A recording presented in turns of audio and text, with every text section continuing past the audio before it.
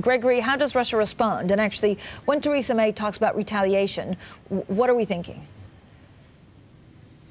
Well, so far the Russian response has been to dismiss the British allegations. Last night after May's speech, the foreign ministry called it a circus act, and that message has continued through today. Today, them belittling the accusations, alleging that there's no proof, and suggesting that the whole thing is somehow a British setup to discredit Russia. So this is a line we've seen from the Russians in previous attacks, similar a decade ago with the poisoning of Litvinenko in London. That was also where the finger was pointed at the Russians. So this has so far been their traditional line. We're expecting a little more reaction from other officials today, but so far it's been a tough line and no sign that they would get any sort of explanation, as May suggested.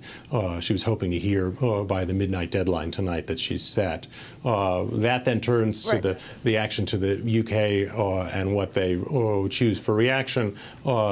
Questions there ranging from expelling diplomats, cutting back diplomatic relations, perhaps kicking out RT, the Russian state-run TV network, other media, things like that, or to further more painful steps, things like coordinated economic sanctions. Again, that would have to be something that would be done with the US and the EU to be as maximally effective.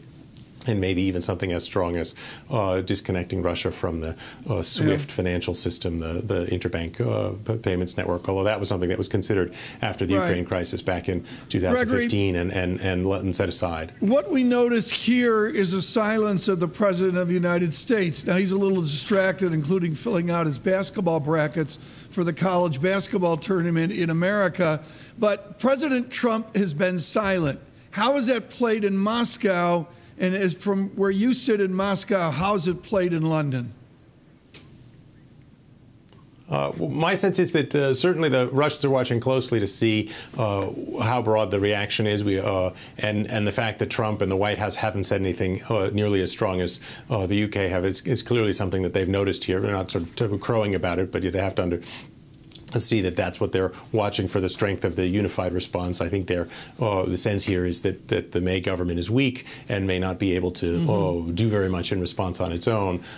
So, you know, the White House pointed reporters to the statement from Secretary of State Tillerson overnight, which was quite tough on his trip back from Africa, directly pointing the finger at Russia and suggesting we've been trying to work with Russia for the last year and it just hasn't worked out. They seem to be taking a more aggressive turn. So his comments were quite ominous.